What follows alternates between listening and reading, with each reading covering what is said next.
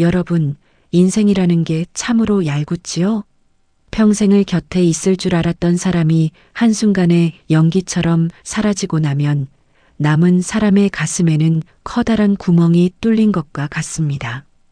제 아내 명숙이가 세상을 떠난 지 벌써 2년이 흘렀습니다. 아니, 정확히는 2년 전 그 무더운 여름날 제 손으로 그 사람을 화장터 차가운 불길 속에 보냈다고 믿고 있었지요.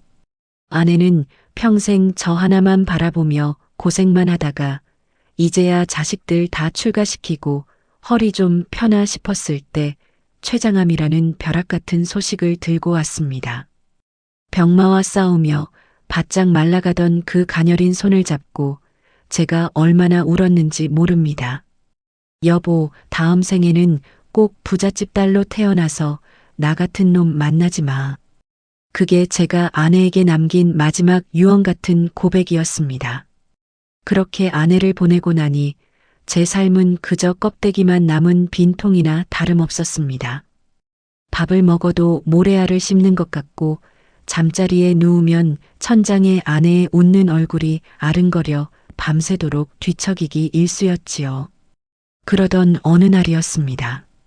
추석을 앞두고 조상님 묘소 벌초라도 해야 마음이 좀 가라앉을 것 같아 무거운 몸을 이끌고 억지로 고향 땅을 밟았습니다.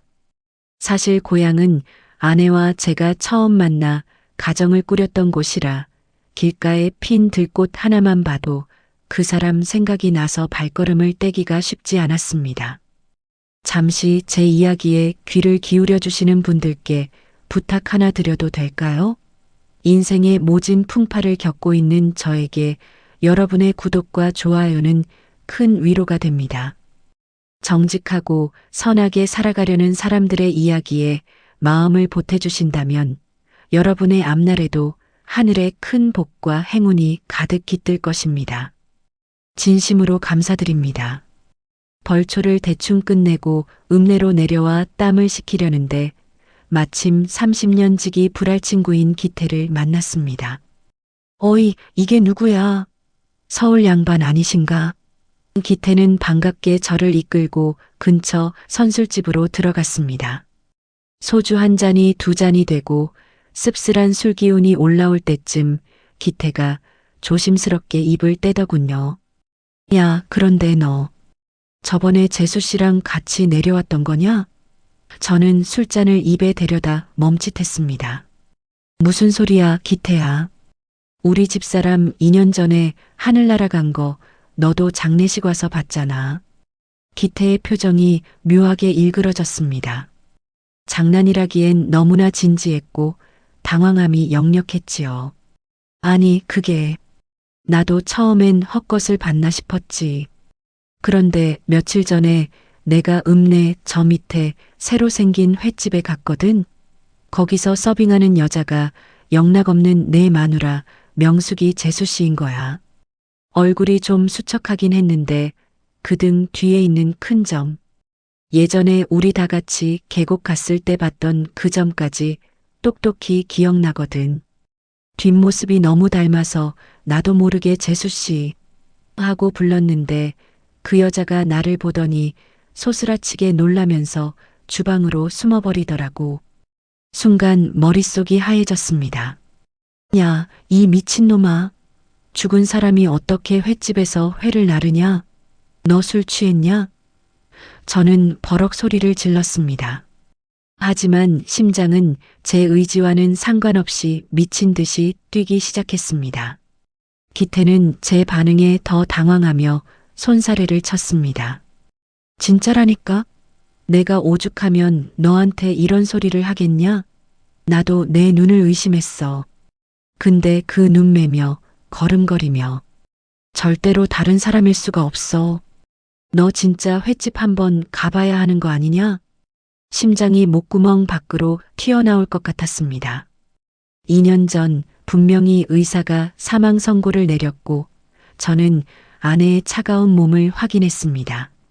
영정사진 앞에 앉아 3일 밤낮을 통곡했고 화장터에서 한 줌의 재가 되어 나오는 것까지 제 눈으로 직접 보았습니다.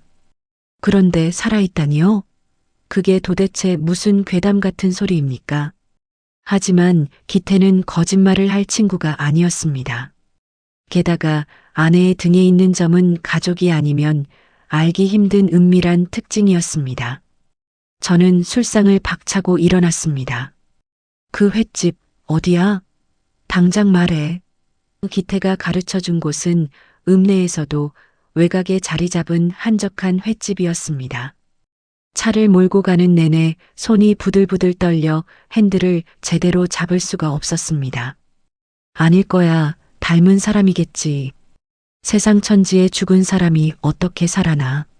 머릿속으로는 수만 번 부정했지만 가슴 한구석에서는 아주 작은 희망 혹은 말도 안 되는 공포가 싹트고 있었습니다.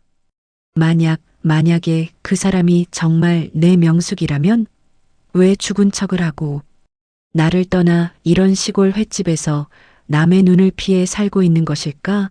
내가 모르는 무슨 일이라도 있었던 걸까? 횟집 간판이 멀리서 보이기 시작하자 숨이 턱 막혀왔습니다. 차를 세우고 가게 문 앞에 서니 안에서 왁자지껄한 손님들의 웃음소리가 들려왔습니다. 저는 떨리는 손으로 미닫이 문을 천천히 열었습니다. 어서 오세. 요. 주방 쪽에서 쟁반을 들고 나오던 한 여인과 눈이 마주친 그 찰나 세상의 모든 소리가 사라진 것 같았습니다. 2년 전 분명히 화장터의 불길 속으로 사라졌던 나의 아내. 조금은 늙고 수척해졌지만 그 눈망울, 그 코끝, 그 입술, 꿈속에서조차 간절히 불렀던 내 아내 명숙이가 그곳에 서 있었습니다. 그녀의 손에 들려있던 쟁반이 바닥으로 추락하며 쨍그랑하는 소름 끼치는 파열음을 냈습니다. 명수가, 당신이야? 제 목소리가 파르르 떨려 나왔습니다. 하지만 아내의 반응은 제 예상과는 전혀 달랐습니다. 반가움이나 눈물이 아니었습니다. 그녀의 눈동자에는 형언할 수 없는 극심한 공포와 절망이 서려 있었습니다. 마치 보지 말아야 할 괴물을 본 것처럼 그녀는 비명을 지르며 뒷문으로 달아나기 시작했습니다. 저는 주저앉을 것 같은 다리에 힘을 주며 그녀를 뒤쫓았습니다. 명수가, 가지마. 이게 어떻게 된 일이야. 대체 2년 전 그날 병원에서는 무슨 일이 있었던 걸까요? 내 손으로 보낸 아내가 왜 여기서 도망치고 있는 걸까요? 이제부터 제가 겪은 참아. 인간의 탈을 쓰고는 할 수 없는 소름 끼치는 진실들을 여러분께 하나씩 말씀드리려 합니다. 이 이야기는 단순한 오해가 아니라 피를 나눈 형제와 믿었던 사람들이 짠 잔혹한 연극의 시작이었습니다. 그 사람의 뒷모습을 쫓아 미친 듯이 달렸지만 횟집 뒷문 너머 어둠 속으로 사라진 아내를 끝내 잡지 못했습니다. 텅 빈 골목에 홀로 서서 거친 숨을 몰아쉬는데 심장이 입 밖으로 튀어나올 것만 같더군요. 꿈인가? 내가 지금 헛것을 본 건가? 제 뺨을 세게 때려보았지만 얼얼한 통증만이 생생할 뿐이었습니다. 2년 전 분명히 제 손으로 유골함을 안고 산천에 뿌려주었던 내 아내 명숙이, 그 수척해진 얼굴과 공포에 질린 눈망울이 머릿속에서 떠나질 않았습니다. 차로 돌아와 운전대에 머리를 박고 한참을 울었습니다. 그러다 보니 자연스럽게 우리가 걸어온 그 모진 세월이 주마등처럼 스쳐 지나가더군요. 우리는 참 지독하게도 가난한 집안에서 태어났습니다. 흙수저라는 말도 아까울 정도로 가진 것 하나 없이 맨몸으로 부딪히며 살았지요. 아내 명숙이는 그 모진 세월을 오로지 저 하나만 믿고 버텨준 사람이었습니다. 처음 결혼했을 때를 생각하면 지금도 가슴이 저릿합니다. 서울 변두리 비만 오면 벽지에 곰팡이가 피어오르던 좁디좁은 단칸방이 우리의 첫 신혼집이었습니다. 제대로 된 예물 하나 해주지 못하고 싸구려 금박지 같은 반지 하나 손가락에 끼워주며 나중에 꼭 호강시켜 줄게라고 약속했을 때 아내는 바보처럼 웃으며 그랬습니다. 당신만 옆에 있으면 난 천막집에서 살아도 좋아요. 저는 그 약속을 지키고 싶어서 정말 미친 듯이 일했습니다. 낮에는 건설 현장에서 막노동을 하고 밤에는 대리운전을 뛰며 단 1시간도 허투루 쓰지 않았지요. 하지만 세상은 그리 만만하지 않았습니다. 야심차게 시작했던 작은 사업이 동업자의 배신으로 하루아침에 무너졌을 때 우리 집 앞에는 험악하게 생긴 빚쟁이들이 진을 치고 있었습니다. 문을 발로 차고 입에 담지도 못할 욕설을 퍼붓는 그들 앞에서 저는 비겁하게 방구석에 몸을 숨기고 떨고만 있었습니다. 그때 나선 게 제 아내였습니다. 명숙이는 가녀린 몸으로 그 거구의 사내들 앞에 당당히 서서 말했습니다. 우리 남편 지금 돈 없어요. 하지만 제가 어떻게든 벌어서 갚을 테니 제발 돌아가세요. 사람이 살아야 돈도 갚는 거 아닙니까? 아내는 그날 이후로 정말 사람이 아니었습니다. 새벽 4시에 일어나 시장 바닥에서 박스를 나르고 낮에는 식당 주방 보조를 하고 밤에는 남의 집 건물 청소를 하러 다녔습니다. 겨울철 찬물에 손을 담가 빨래를 하느라 아내의 손마디는 굵어지고 거칠어질 대로 거칠어졌지요.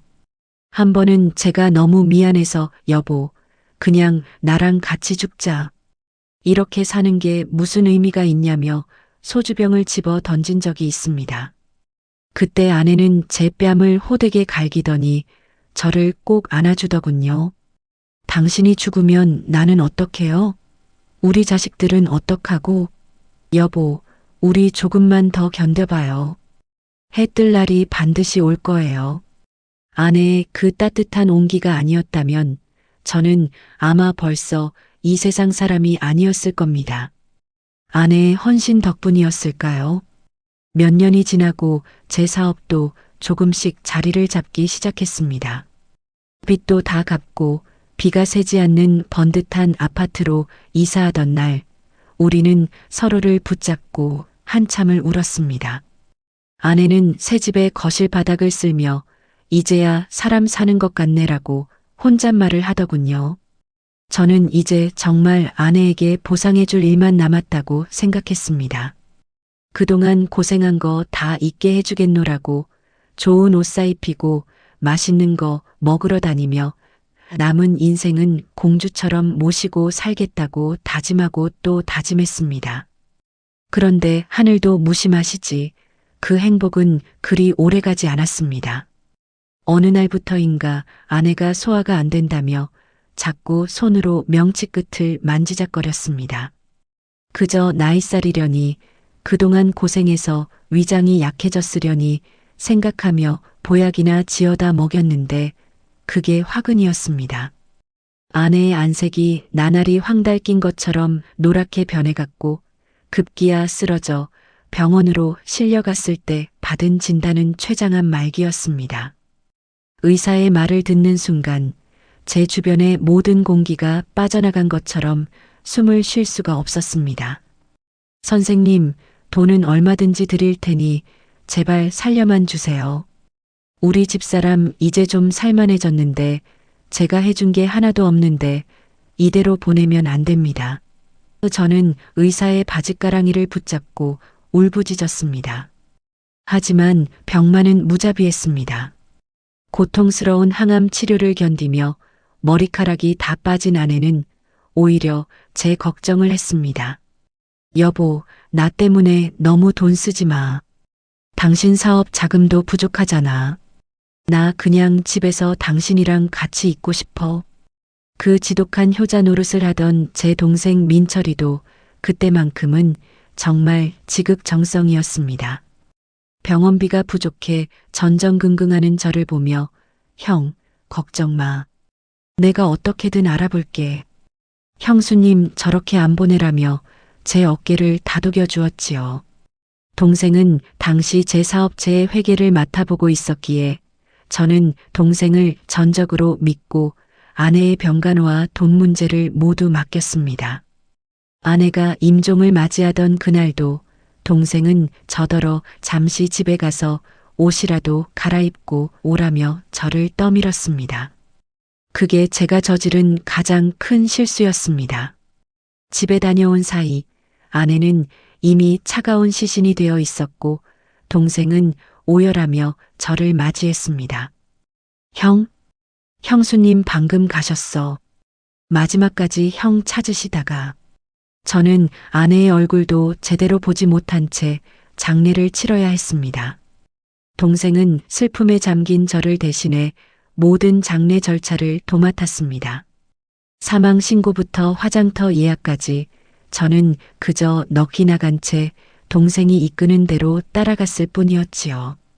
그런데 지금 생각해보니 그 모든 과정이 너무나 일사천리로 마치 짜여진 각본처럼 흘러갔다는 의구심이 듭니다. 화장터에서 한 줌의 재로 변한 아내를 보며 저는 제 삶도 끝났다고 생각했는데 지금 내 눈앞에서 살아 움직이는 저 여자는 대체 누구란 말입니까? 만약 기태의 말이 사실이고 제가 본 것이 환영이 아니라면 2년 전 그 병원에서는 대체 무슨 추악한 일이 벌어졌던 걸까요? 아내는 왜 나를 보자마자 그토록 무서운 기색으로 도망을 쳤을까요?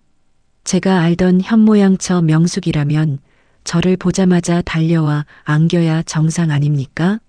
마치 제가 자신을 해치러 온 사람이라도 되는 양, 그 공포에 질린 눈빛. 그 눈빛이 제 가슴에 대못을 박았습니다. 저는 결심했습니다. 내일 당장 그 횟집을 다시 찾아가기로요. 이번에는 절대로 놓치지 않을 겁니다. 아내를 찾아내어 도대체 무엇이 진실인지, 누가 우리를 이토록 처참하게 갈라놓았는지 반드시 알아내야만 했습니다. 설령 그 끝에 감당할 수 없는 잔인한 진실이 기다리고 있다 하더라도 저는 멈출 수 없었습니다. 제 아내의 인생을 송두리째 앗아간 그 배우를 찾아내는 것, 그것만이 제가 아내에게 마지막으로 해줄 수 있는 속죄이자 사랑이었으니까요. 밤바람이 차갑게 불어오는 읍내 모텔방에서 저는 아내의 낡은 사진첩을 가슴에 품고 하얗게 밤을 지새웠습니다. 내일이면 이 모든 비극의 실마리가 풀리겠지요. 하지만 그때는 꿈에도 몰랐습니다. 제가 마주할 진실이 제 친동생의 추악한 욕심과 맞닿아 있었다는 것을 말입니다. 모텔방에서의 하룻밤은 마치 억겁의 시간 같았습니다. 눈을 감으면 아내의 공포에 질린 얼굴이 떠오르고 눈을 뜨면 차가운 천장만이 저를 비웃는 것 같았지요. 날이 밝자마자 저는 어제 그 횟집으로 달려갔습니다. 아직 이른 시간이라 손님은 없었지만 가게 안에서는 생선 비린내와 함께 누군가의 고함이 들려오고 있었습니다. 저는 숨을 죽이고 뒷문 쪽으로 다가가 안을 들여다보았습니다. 그곳에는 어제 제가 봤던 그 여인, 제 아내 명숙이가 바닥에 무릎을 꿇고 앉아 있었습니다. 그리고 그 앞에는 덩치가 산만한 남자가 삿대질하며 소리를 지르고 있었지요. 이 아줌마가 정신을 어디다 두고 다니는 거야? 어제 깬 접시랑 쏟은 회가 얼마인 줄 알아? 돈 벌러 왔으면 똑바로 해야지. 왜 손님 얼굴을 보고 도망을 쳐? 남자의 거친 손길이 아내의 어깨를 밀치자 가냘픈 아내의 몸이 종이장처럼 바닥으로 나동그라졌습니다. 그 광경을 본 순간 제 이성은 완전히 끊어지고 말았습니다. 2년 동안 죽은 줄로만 알고 가슴에 묻었던 아내가 남의 집에서 저런 짐승 같은 대접을 받으며 무릎을 꿇고 있다니요. 저는 앞뒤 재지 않고 가게 안으로 뛰어들어갔습니다. 이 나쁜 놈아, 지금 내 아내한테 무슨 짓이야? 제 고함에 남자는 움찔하며 뒤를 돌아보았고 바닥에 엎드려 있던 아내는 저를 보자마자 비명을 지르며 구석으로 몸을 웅크렸습니다. 명수가, 나야, 당신 남편이라고. 왜 이러고 있어, 왜? 저는 아내를 일으켜 세우려 다가갔지만 아내는 제 손이 닿기도 전에 몸을 벌벌 떨며 울부짖었습니다. 오지 마세요. 저 사람 몰라요. 제발 살려주세요. 아내의 입에서 나온 그 말은 제 가슴을 수만 개의 칼날로 찌르는 것 같았습니다.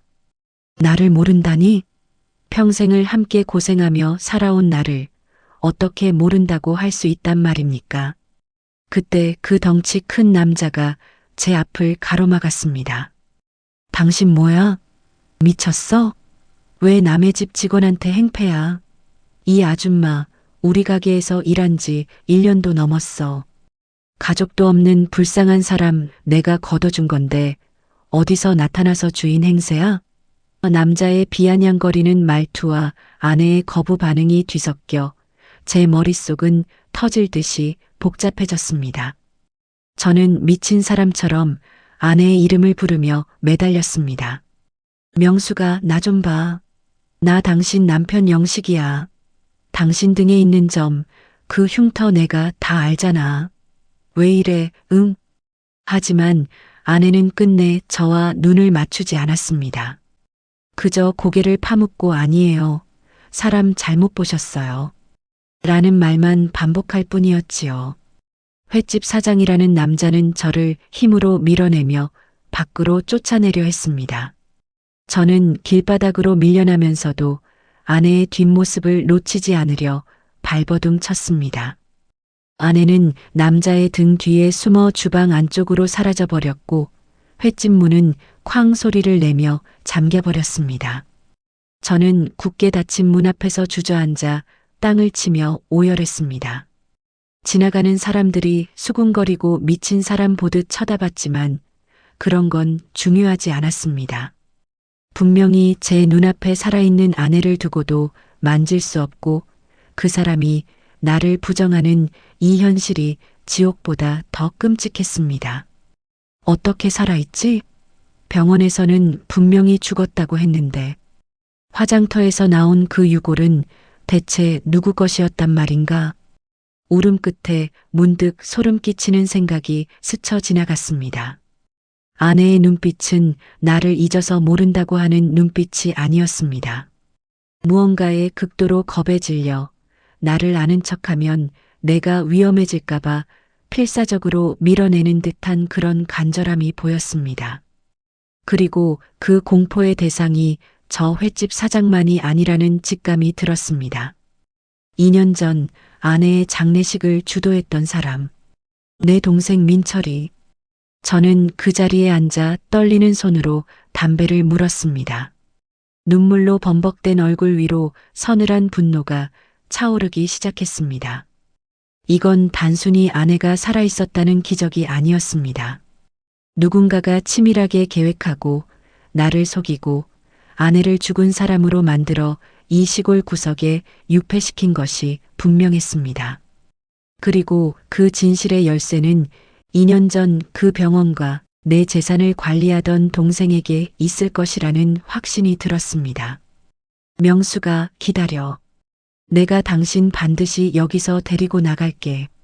당신을 이렇게 만든 놈들, 내가 가만두지 않을 거야. 저는 횟집 간판을 노려보며 다짐했습니다. 이제 슬픔은 분노로 변했습니다. 저는 곧장 차를 몰아 서울로 향했습니다. 내 동생 민철이 그놈의 얼굴을 마주해야겠습니다. 그리고 하나씩 파헤칠 겁니다. 무엇이 내 아내를 죽음의 문턱에서 빼돌려 이곳 지옥으로 보냈는지 그 추악한 대본을 쓴 자가 누구인지 말입니다. 길가에 핀 코스모스가 바람에 흔들리는 평화로운 고향 풍경이 그날따라 피칠갑이 된 전쟁터처럼 보였습니다. 이제부터 제가 벌일 일은 용서가 아닙니다. 제 아내의 눈에서 피눈물을 흘리게 한 자들에게 똑같이 아니 그 이상의 고통을 되돌려주는 처절한 복수의 시작이었습니다. 제 심장은 이미 얼음처럼 차갑게 식어버렸고 머릿속엔 오직 한 가지 생각뿐이었습니다. 다 죽여버리겠다. 내 아내를 건드린 너희 모두를. 서울로 올라가는 고속도로 위에서 저는 울다가 웃기를 반복했습니다. 아내가 살아있다는 기쁨과 그를 둘러싼 배신에 대한 증오가 소용돌이쳤습니다. 과연 2년 전 그날 제가 잠시 자리를 비운 사이 그 병실에서는 어떤 악마의 거래가 오갔던 걸까요? 이제 그 판도라의 상자를 열 시간이 다가오고 있었습니다. 서울로 올라오는 차 안에서 저는 핸들을 부술듯이 움켜쥐었습니다. 눈앞에 아른거리는 횟집에서의 명숙이 얼굴, 그리고 그 공포에 질린 눈망울이 자꾸만 심장을 찔러왔습니다. 정신을 차려야 했습니다. 감정에 휘둘려 날뛰다가는 아내를 영영 되찾지 못할 수도 있다는 서늘한 직감이 들었거든요. 저는 2년 전 아내가 죽었다고 믿었던 그날의 기억들을 하나하나 끄집어내어 마치 수사관처럼 복기하기 시작했습니다. 그때는 그저 슬픔에 눈이 멀어 보이지 않던 것들이 차가운 이성을 되찾자 소름 끼치는 조각들로 맞춰지기 시작하더군요.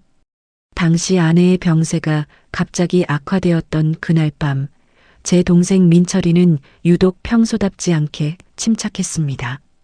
아니, 침착하다 못해 지나치게 주도적이었습니다. 평소에는 형수인 명숙이 앞에서 말 한마디 제대로 못하던 녀석이 그날은 마치 이 순간만을 기다려온 사람처럼 모든 상황을 통제했지요. 형수님 마지막 가는 길 평안하게 해드려야지. 형이 옆에서 울고불고 하면 형수님 발걸음이 안 떨어져. 형은 가서 장례식장부터 예약하고 애들한테 연락해. 여기는 내가 지킬게. 동생의 그 배려 깊은 목소리에 저는 바보같이 고개를 끄덕였습니다. 세상에 둘도 없는 착한 동생이라 믿었으니까요. 제가 병원 문을 나선 지 채 1시간도 되지 않아 민철이에게서 전화가 왔습니다. 형수님이 방금 숨을 거두었다는 떨리는 목소리였지요. 제가 미친 듯이 병실로 뛰어들어갔을 때 아내는 이미 하얀 시트에 덮여 있었습니다.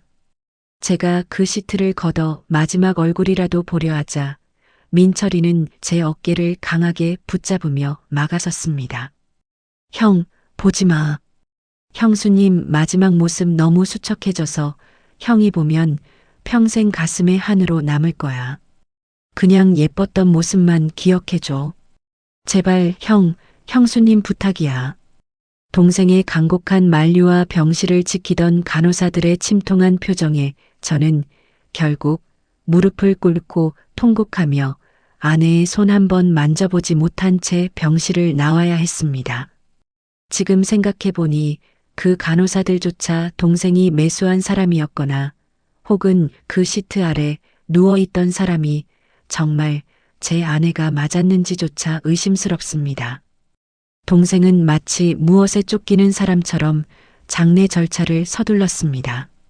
보통은 3일장을 치르지만 동생은 형수님이 생전에 번잡한 거 싫어하셨다며 이틀 만에 화장을 강행했지요.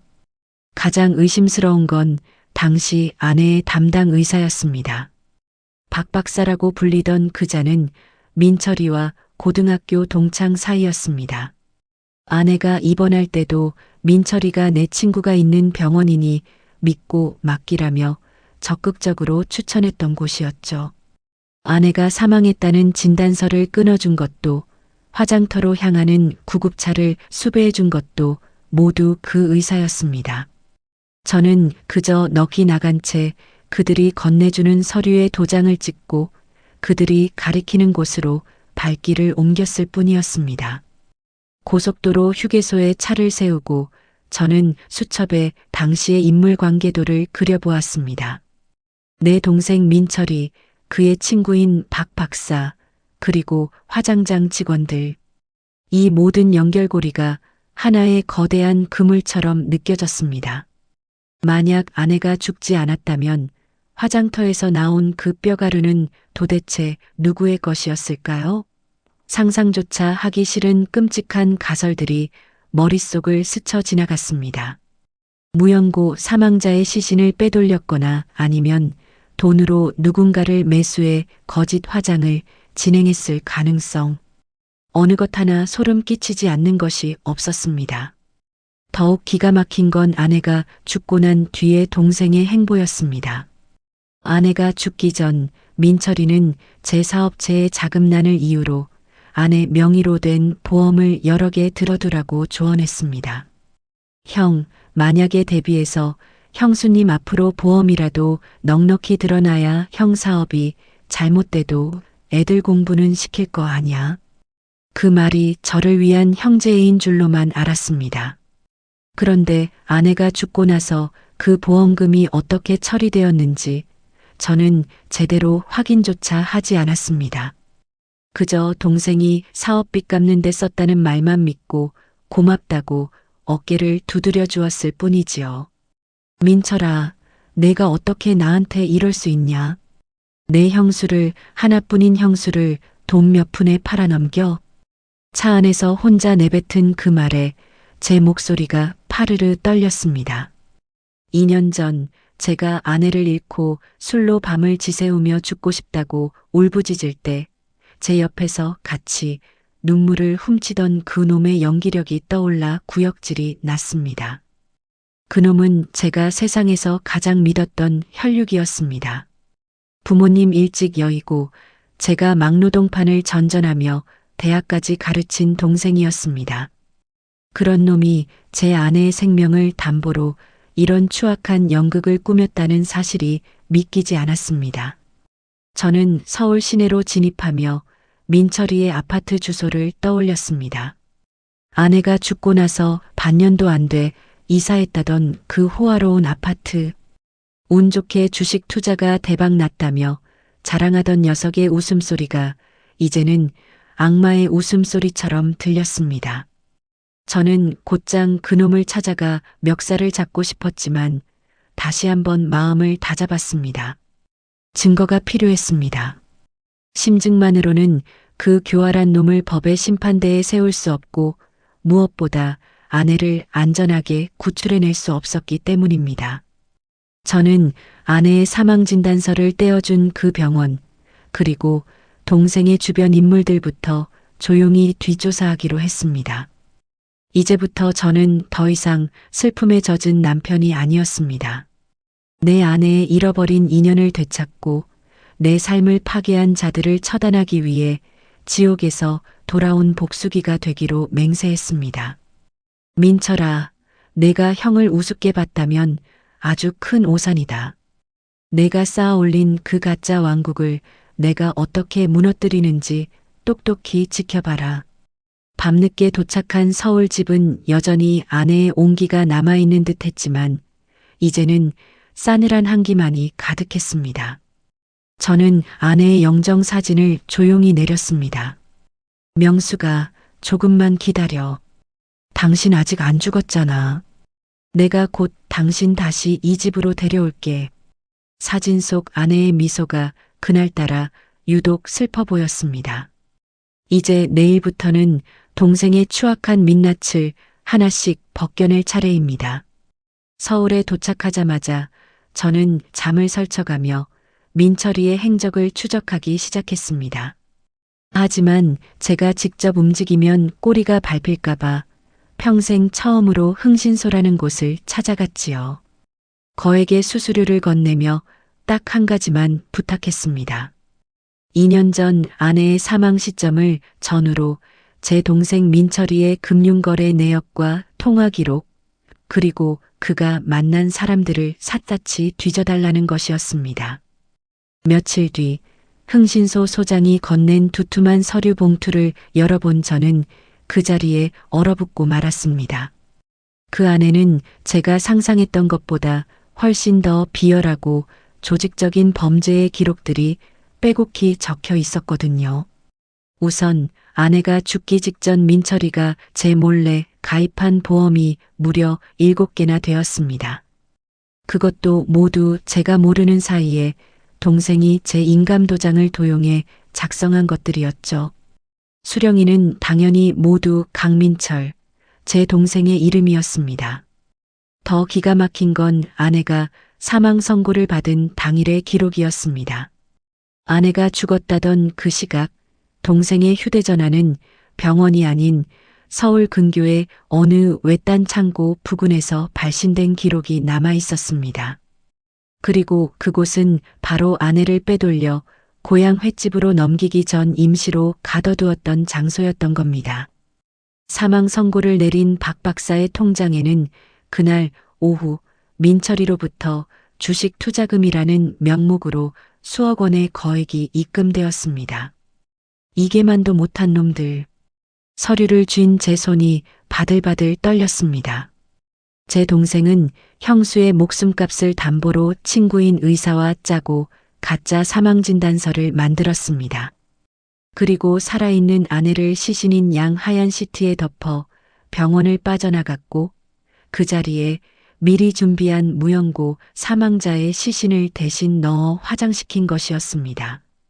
제가 화장터에서 목 놓아 울며 품에 안았던 그 유골함 속의 주인은 제 아내가 아니었습니다.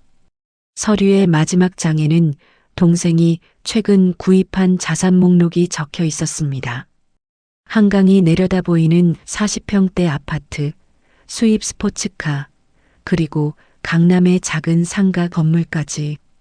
그 모든 화려한 삶의 기반은 제 아내를 팔아넘긴 핏값이었습니다. 동생은 제가 사업 자금으로 힘들어할 때마다 형, 내가 있잖아. 조금만 버텨라며 위로하는 척하면서 뒤로는 제 아내를 지옥으로 밀어넣고 그 대가로 호의호식하고 있었던 겁니다. 흥신소 직원의 말에 따르면 민철이는 매달 한 번씩 아내가 있는 고향 읍내로 내려가 횟집 사장에게 거액의 입막음 비용을 전달하고 있었습니다. 아내를 단순한 직원이 아니라 세상에서 지워진 유령으로 만들기 위해 노예처럼 부리며 감시하라고 사주한 것이었죠. 아내가 저를 보고 도망친 이유도 이제야 명확해졌습니다. 동생은 아내에게 형이 빚쟁이들에게 쫓기고 있고 형수님이 살아있는 걸 알면 형은 즉시 살해당할 것이라며 파렴치한 거짓말로 협박을 해왔던 겁니다. 아내는 저를 살리기 위해 그 모진 수모와 폭행을 견디며 죽은 사람으로 살아가고 있었습니다. 자신만 죽은 척하면 남편인 제가 무사할 줄 알고 그 비린내 나는 횟집 주방에서 피눈물을 삼키며 하루하루를 버텼던 것이지요. 그런 아내의 마음을 이용한 동생의 잔인함에 치가 떨렸습니다. 저는 민철이가 살고 있는 아파트 지하 주차장으로 향했습니다. 멀리서 번쩍이는 외제차에서 내려 거만하게 걸어가는 동생의 뒷모습이 보였습니다. 당장이라도 달려가 그놈의 목을 조르고 싶었지만 저는 핸들을 꽉 잡으며 참았습니다. 여기서 감정을 터뜨리면 아내를 완벽하게 구해낼 수 없습니다. 이놈들이 쌓아 올린 이 추악한 성을 밑바닥부터 무너뜨려야 했습니다. 저는 조용히 카메라를 들어 동생의 얼굴을 찍었습니다. 그리고 박 박사와의 은밀한 만남까지 하나하나 기록하기 시작했습니다.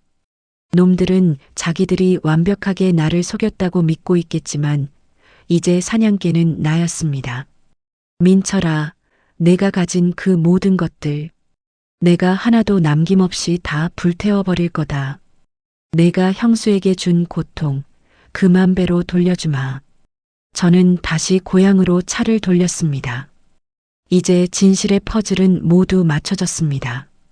이제 남은 것은 아내를 그 지옥 같은 횟집에서 구출하고 이 악마 같은 놈들을 한자리에 모아 처절하게 무너뜨리는 것뿐입니다.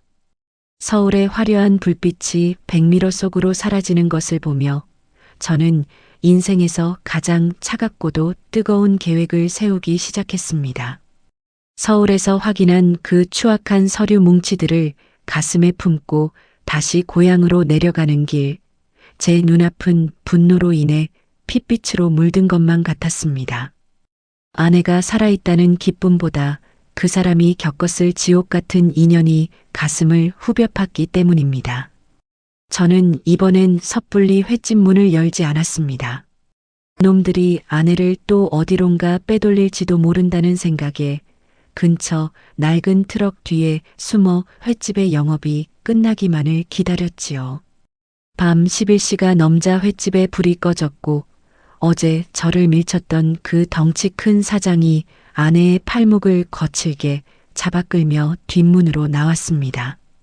아내는 힘이 하나도 없는지 발을 절뚝거리며 질질 끌려가고 있었습니다. 그들은 읍내에서도 한참을 더 들어가야 나오는 가로등 하나 없는 외딴 시골집으로 향하더군요. 자풀이 무성하고 담벼락이 다 무너져가는 사람의 온기라고는 느껴지지 않는 폐가 같은 집이었습니다.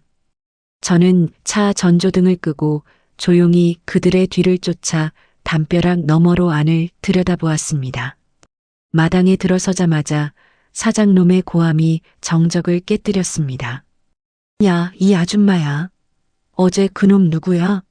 왜 아는 척을 해서 동네 시끄럽게 만들어?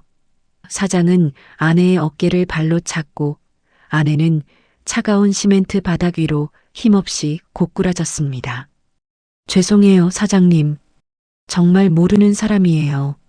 제발 때리지만 마세요. 아내의 갈라진 목소리가 밤 공기를 타고 제 귀에 박혔습니다. 사장은 분이 풀리지 않는지 마당에 있던 양동이를 발로 차며 폭언을 퍼부었습니다. 민철이가 그러는데 내 남편은 이미 빚쟁이들한테 잡혀서 죽기 직전이래. 내가 여기서 조용히 죽은 듯이 지내야 그나마 목숨이라도 붙어 있는 거라고 몇 번을 말해. 한 번만 더 헛짓거리하면 그땐 진짜 산채로 묻어버릴 줄 알아. 그놈의 입에서 제 동생 민철의 이름이 나오는 순간 제 안의 이성은 완전히 타버리고 짐승 같은 본능만 남았습니다. 저는 담을 뛰어넘어 마당으로 난입했습니다. 제 손에는 벌초 떼쓰고 남은 낙과 몽둥이가 들려 있었지요. 이게만도 못한 놈아. 내가 감히 누굴 건드려. 갑작스러운 제 등장에 사장놈은 당황한 듯 뒷걸음질 쳤지만 이내 험악한 인상을 쓰며 달려들었습니다. 하지만 죽기를 각오하고 덤비는 사람을 당해낼 순 없었죠. 저는 그놈의 얼굴에 주먹을 날렸고 비틀거리는 놈의 멱살을 잡아 벽에 밀어붙였습니다. 민철이가 시켰냐? 내 아내 죽었다고 속이고 여기다 팔아넘긴 게 그놈이냐고. 사장이 제 기세에 눌려 읍소하는 사이 구석에 웅크리고 있던 아내는 비명을 지르며 방으로 기어들어갔습니다. 오지 마세요. 영식 씨, 제발 도망가요. 저 사람들 무서운 사람들이에요. 당신 죽는단 말이야. 아내는 여전히 저를 살리기 위해 저를 밀어내고 있었습니다. 저는 사장놈을 밧줄로 묶어 기둥에 처박아 두고 아내가 숨어든 방문을 열었습니다. 곰팡이 냄새가 진동하는 좁고 어두운 방. 그곳에는 제대로 된 이불 하나 없이 낡은 담요 한 장에 몸을 의지한 채 떨고 있는 제 아내 명숙이가 있었습니다. 제가 다가가자 아내는 손을 저으며 구석으로 파고들었습니다. 여보, 나야. 나 영식이야. 당신 남편 안 죽었어. 빚쟁이 같은 거 없어. 다 민철이 그놈이 꾸민 거짓말이야. 제 간곡한 외침에 아내의 눈동자가 흔들리기 시작했습니다. 저는 아내의 거친 손을 잡아 제 얼굴에 갖다 댔습니다. 이것 봐, 나 살아있잖아. 따뜻하잖아. 당신 속은 거야. 그 악마 같은 놈들한테 우리가 노란한 거라고. 아내는 한참 동안 제 얼굴을 만지더니 이내 제 가슴팍에 얼굴을 묻고 짐승처럼 울부짖었습니다. 어떻게 된 거야? 민철이가 분명히 당신 죽는다고. 나만 죽은 사람 되면 당신은 살려준다고 했는데. 여보, 여보. 아내의 오열이 텅 빈 폐가에 울려 퍼졌습니다. 아내의 몸은 뼈만 남은 듯 앙상했고 5단으로 보이는 팔다리에는 시퍼런 멍자국이 가득했습니다. 2년이라는 긴 시간 동안 아내는 남편을 살리겠다는 일념 하나로 이지옥 같은 감금 생활을 견뎌온 것이었습니다. 저는 아내를 꼭 껴안고 결심했습니다. 단순히 아내를 데리고 나가는 것으로는 부족하다. 우리 삶을 이토록 처참하게 짓밟은 민철이와 그 일당들을 반드시 이 마당에 무릎 꿇리고 피눈물을 흘리게 하겠노라고. 저는 묶여있는 횟집 사장놈의 머리채를 잡고 차갑게 속삭였습니다.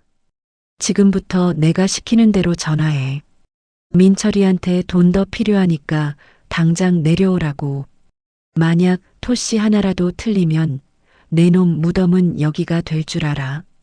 이제 사냥터는 준비되었습니다. 쥐새끼 같은 동생을 이 덫으로 불러들일 차례였습니다. 아내를 품에 안고 한참을 울었습니다. 2년이라는 세월이 썰물처럼 밀려와 가슴을 때리더군요.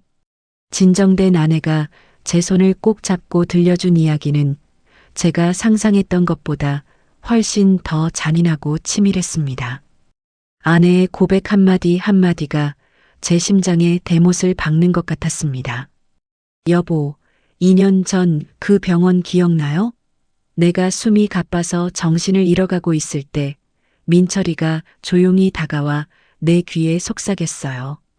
형이 사업하다가 사채를 크게 써서 지금 조폭들한테 잡혀 있다고. 이번에 보험금 안 나오면 형은 당장 죽게 될 거라고요. 아내는 그 말을 믿을 수밖에 없었다고 합니다. 평소 제가 사업 문제로 골머리를 앓던 걸 알고 있었고 무엇보다 하나뿐인 시동생이 눈물까지 흘리며 애원했으니까요. 민철이는 아내에게 약물을 먹여 일시적으로 가사 상태에 빠뜨린 뒤 친구인 박 박사와 짜고 사망 판정을 내렸던 겁니다.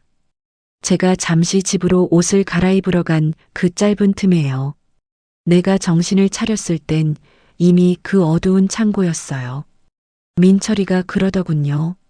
이미 화장터에서는 다른 사람 유골이 나갔고 세상에서 명숙이라는 이름은 지워졌으니 나만 죽은 듯 살면 당신은 빚 다 갚고 무사할 거라고.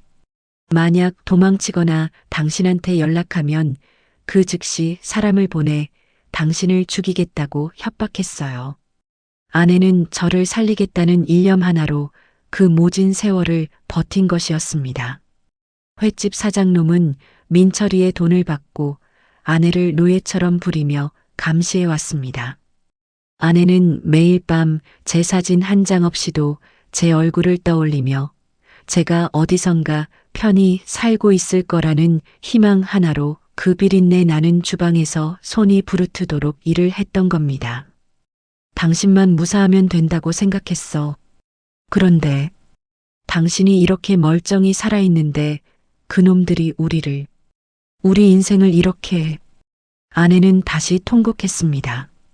아내의 고백을 들으며 저는 주먹을 피가 나도록 꽉 쥐었습니다. 민철이 그놈은 단순히 돈을 노린 게 아니었습니다.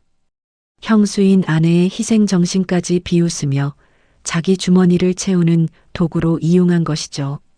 저는 아내의 눈물을 닦아주며 차갑게 가라앉은 목소리로 말했습니다. 명수가 이제 됐어.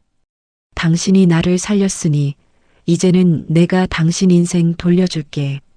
그놈들 자기들이 만든 그 거짓말의 늪에 스스로 빠져 죽게 만들 거야. 저는 묶여있던 횟집 사장놈을 끌고 거실로 나갔습니다. 놈은 제 기세에 눌려 오줌을 지릴 정도로 겁에 질려 있었습니다. 저는 놈의 휴대전화를 던져주며 명령했습니다. 지금 당장 민철이한테 전화해. 명숙이가 정신이 이상해져서 자꾸 도망치려 한다고. 더 이상 감당 안 되니까 돈을 더 가져오든가 아니면 직접 와서 처리하라고 해. 지금 당장. 사장놈은 벌벌 떠는 손으로 민철이에게 전화를 걸었습니다. 스피커폰 너머로 들려오는 동생의 목소리는 여전히 태연하고 차가웠습니다. 아, 진짜 그 아줌마 왜 이래? 돈을 그렇게 처먹였으면 똑바로 관리해야지. 알았어. 내일 모레 내려갈 테니까 그때까지만 꼼짝 못하게 묶어둬. 박 박사랑 같이 가서 아예 정신병원으로 넘겨버리든가 할 테니까. 정신병원이라니. 동생의 입에서 나온 그 말에 저는 구역질이 났습니다. 아내를 완전히 사회에서 격리해 입을 막아버리겠다는 계산이었죠. 저는 전화를 끊게 한 뒤 사장놈을 다시 지하실에 처박았습니다. 이제 이틀 뒤면 우리 인생을 망친 새 악마가 이 자리에 모일 겁니다. 내 동생 민철이 가짜 사망진단서를 쓴 의사 친구, 그리고 이 쓰레기 같은 사장놈까지. 저는 아내를 안전한 곳으로 피신시키려 했지만 아내는 제 옷자락을 붙잡으며 완강히 거부했습니다. 그놈들이 무너지는 걸 자기 눈으로 직접 봐야겠다고 말이죠. 여보, 내 걱정 마요. 나 2년 동안 이 악물고 버틴 사람이야. 그놈들이 어떤 죗값을 받는지 내 눈으로 똑똑히 볼 거야. 아내의 눈에는 서슬퍼런 복수심이 서려 있었습니다. 저는 아내와 함께 이 폐가 같은 집을 거대한 덫으로 개조하기 시작했습니다. 그들이 발을 들이는 순간 절대로 빠져나갈 수 없는 법과 정의의 덫을요. 폭풍전야의 고요함이 흐르는 시골집에서 저는 벌초 때 썼던 그 낫을 날카롭게 갈며 이틀 뒤를 기다렸습니다. 결전의 날이 밝았습니다. 읍내의 공기는 평소와 다름없이 평온했지만 저와 아내가 머무는 이 외딴 폐가만큼은 숨막히는 긴장감이 감돌고 있었지요. 저는 아내의 손을 꼭 잡았습니다. 2년 만에 만져보는 온기였지만 그 손에 박힌 굳은 살과 흉터들이 제 마음을 다시금 차갑게 식혔습니다. 명수가 무서워하지 마. 오늘 이후로 저 인간들은 다시는 당신 앞에 나타나지 못할 거야. 저는 미리 흥신소를 통해 확보한 증거물들을 다시 한번 점검했습니다. 동생 민철이와 박 박사가 나눈 은밀한 문자 메시지 복사본, 보험금 수령 내역, 그리고 횟집 사장에게 매달 송금한 입막음용 통장 기록들까지. 하지만 이것만으로는 부족했습니다. 그들의 입에서 직접 자백을 받아내야 했지요. 저는 거실 천장 구석과 장식장 사이사이에 초소형 녹음기와 카메라를 숨겼습니다. 그리고 묶여있는 횟집 사장놈을 다시 끌어내 자리에 앉혔습니다. 놈은 이미 제 섯을 퍼런 눈빛에 기가 눌려 침만 꼴깍 삼키고 있었죠. 민철이 오면 평소처럼 행동해. 돈 때문에 화가 난 척 명수기가 미쳐서 감당 안 된다고 짜증을 내라고. 알았어? 만약 내가 딴 마음을 품는 순간 이 칼날은 내 목을 먼저 향할 거다. 낮 2시가 조금 넘었을 무렵 멀리서 고급 세단 한 대가 비포장도로를 달리는 소리가 들려왔습니다. 먼지를 일으키며 마당에 들어선 차에서는 세련된 정장 차림의 민철이와 번듯한 가운 대신 값비싼 코트를 걸친 박 박사가 내렸습니다. 그들의 손에는 가방 하나씩이 들려 있었는데 아마도 아내를 강제로 이송할 때 쓸 약물이나 서류들이었겠지요. 그들이 문을 열고 들어오자 저는 아내와 함께 미리 숨겨둔 안방 벽장에 몸을 숨겼습니다. 틈새로 보이는 동생의 얼굴은 평소 제가 알던 그 순수하고 착한 동생이 아니었습니다. 탐욕과 귀찮음이 뒤섞인 영락없는 악마의 형상이었죠. 사장님, 도대체 관리를 어떻게 하는 거예요? 돈을 그렇게 받아 처먹고. 그 아줌마 어디 있어? 박 박사 왔으니까 얼른 주사 한 대 놔서 실어보내게. 민철이는 거만하게 소파에 앉으며 담배를 물었습니다. 박 박사라는 자도 옆에서 거들더군요. 민철아, 너무 서두르지 마. 이번에 정신병원에 집어넣으면 다시는 못 나오게 서류 완벽하게 준비해 왔으니까. 그나마 형한테 안 들킨 게 다행이지. 만약 들켰으면 우리 다 끝장 아니었냐? 동생놈은 코웃음을 쳤습니다. 우리 형? 그 바보 같은 형이 뭘 알아? 마누라 죽었다니까 하늘 무너진 줄 알고 2년째 제사나 지내고 있는 인간인데.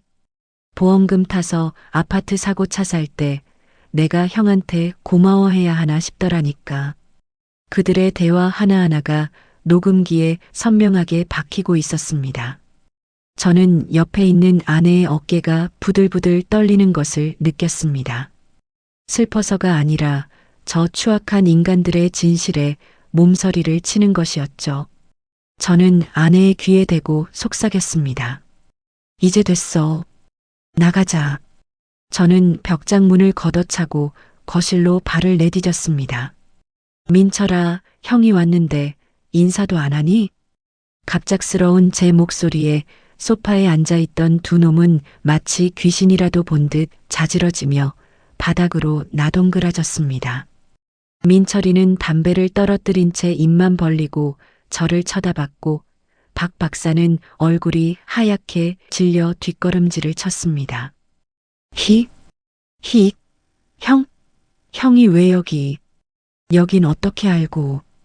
민철이의 목소리가 사정없이 떨렸습니다. 저는 아무 말 없이 그들을 향해 천천히 걸어갔습니다. 그리고 제 뒤를 따라 2년 전 죽었다던 제 아내 명숙이가 천천히 모습을 드러냈습니다. 민철아, 나다. 내가 죽였다던 내 형수. 아내의 서늘한 목소리가 거실에 울려 퍼지는 순간 동생놈은 비명을 지르며 구석으로 기어갔습니다. 으악, 귀신이야. 귀신이라고. 하지만 그건 공포가 아니라 자신들이 지은 죄가 목전까지 들이닥친 것에 대한 단발마적인 발악이었습니다. 저는 바닥에 떨어진 민철이의 가방을 발로 걷어찼습니다. 귀신이 아니라 내가 지옥으로 보낸 내 형수님이다. 민철아, 박 박사님. 이제 우리 밀린 이야기 좀 해야지. 너희들이 타낸 그 보험금, 그리고 내 마누라 인생감. 어떻게 갚을 건지 말이야. 탈출구는 없었습니다. 이미 흥신소 직원들과 미리 연락한 경찰들이 집 주변을 조용히 에워싸고 있었으니까요.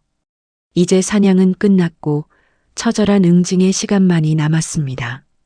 거실의 공기는 순식간에 영하로 떨어진 듯 차갑게 식었습니다.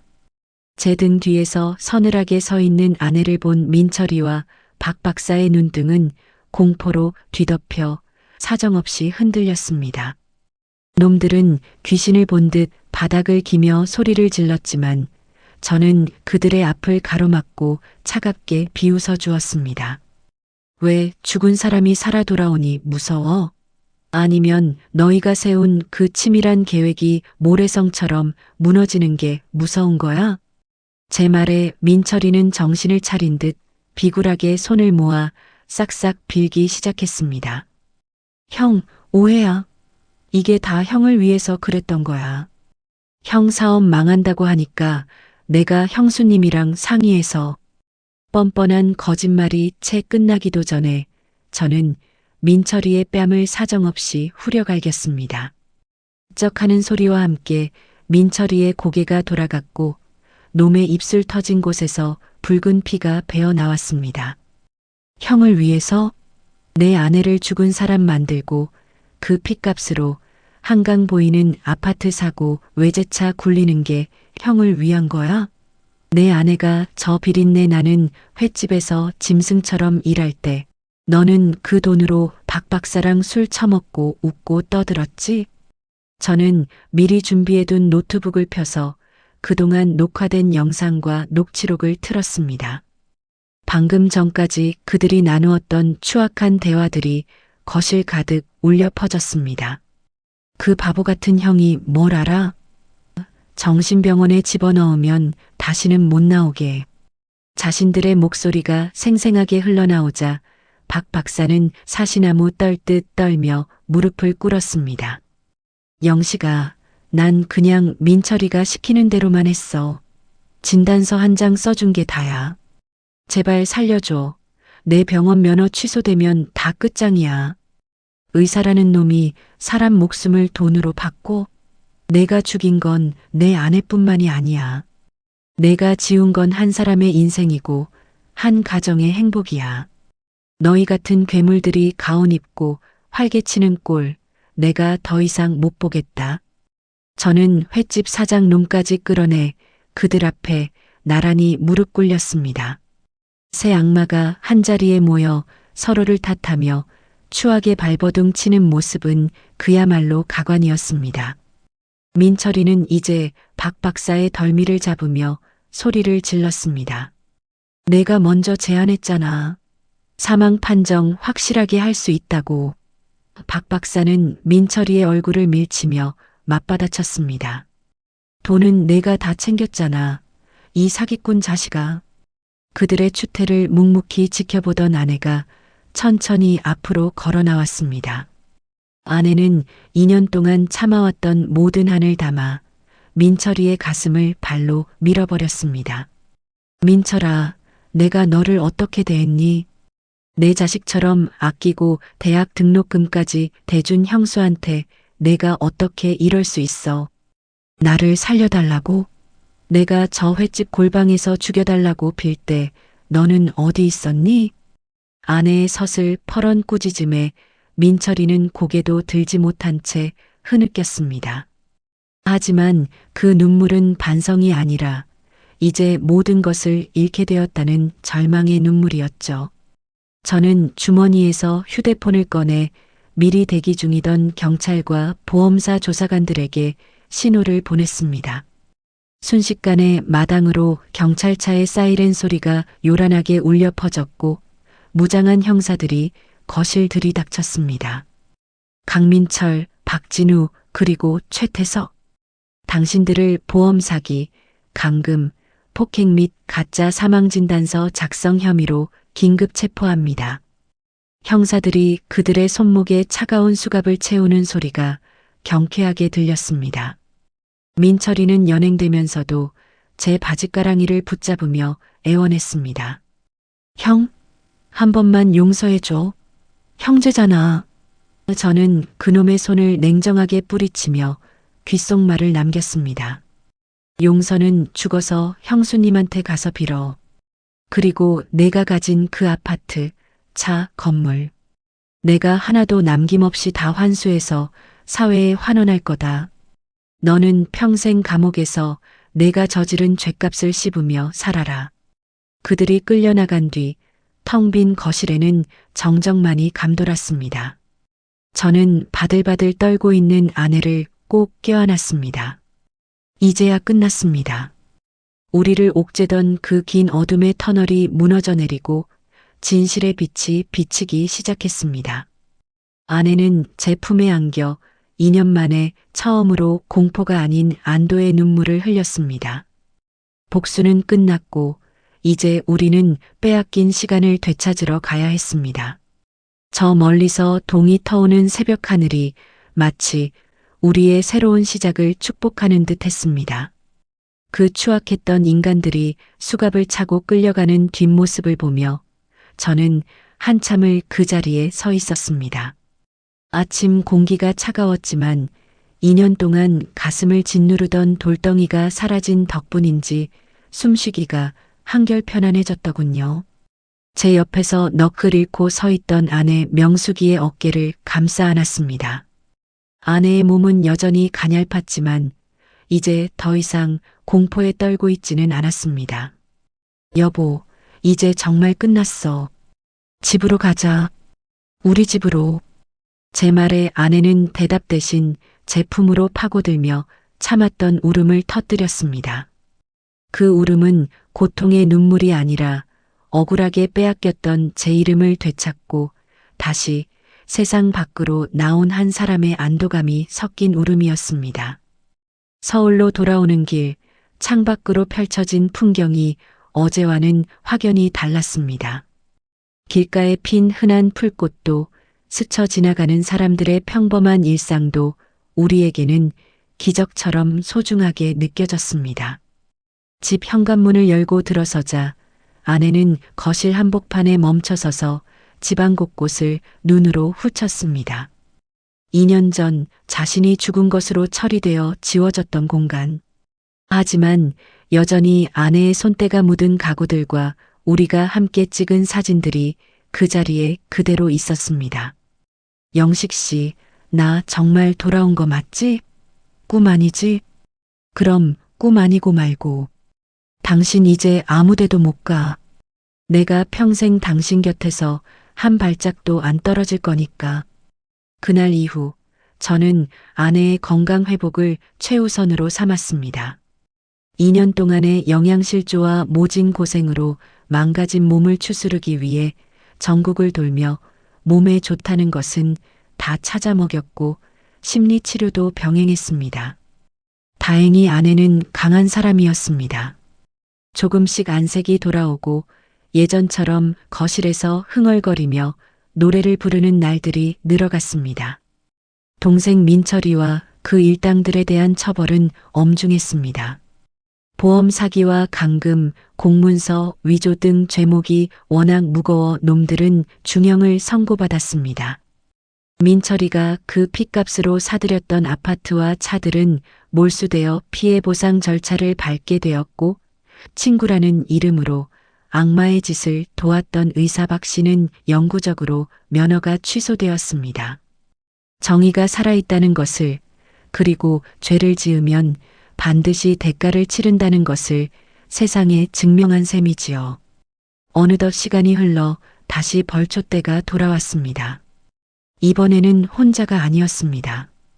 예쁜 옷을 차려입고 환하게 웃는 아내의 손을 꼭 잡고 고향 산소를 찾았습니다. 부모님 묘소 앞에 선 아내는 정성스럽게 깎아온 과일을 올리며 조용히 의조렸습니다.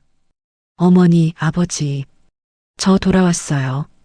영식 씨가 저 구해주느라 고생 많이 했어요. 이제 걱정 마시고 저희 행복하게 사는 거 지켜봐 주세요. 아내의 목소리가 산들바람을 타고 산천으로 퍼져나갔습니다. 돌아오는 길에 우리는 읍내 시장에 들러 아내가 좋아하던 국수 한 그릇을 먹었습니다. 예전 같으면 횟집 앞을 지나갈 때 몸서리를 쳤겠지만 이제 그곳은 그저 우리 인생의 한 페이지를 장식했던 아픈 기억일 뿐이었습니다. 우리는 그 기억을 딛고 더 단단해졌으니까요. 여러분, 인생은 참으로 알 수 없는 것입니다. 가장 믿었던 사람에게 배신당해 바닥까지 추락할 때도 있지만 결국 진실은 밝혀지게 마련이고 정의는 승리합니다. 혹시 지금 말 못할 고통 속에 계신 분이 있다면 제 이야기를 듣고 조금이라도 희망을 얻으셨으면 합니다. 끝날 때까지는 끝난 게 아닙니다. 견디고 버티다 보면 반드시 잃어버린 평화를 되찾는 날이 올 것입니다. 오늘 저녁 저는 아내가 직접 무쳐준 나물 반찬에 따뜻한 밥 한 끼를 먹으려 합니다. 특별한 진수성찬은 아니지만 사랑하는 사람과 마주 앉아 나누는 이 소소한 한 끼가 세상에서 가장 귀한 만찬이라는 것을 이제는 잘 압니다. 저와 명숙이 이제 남은 세월은 서로를 더 아끼고 보듬으며 행복하게 살아가겠습니다. 저희의 긴 이야기를 들어주셔서 감사합니다.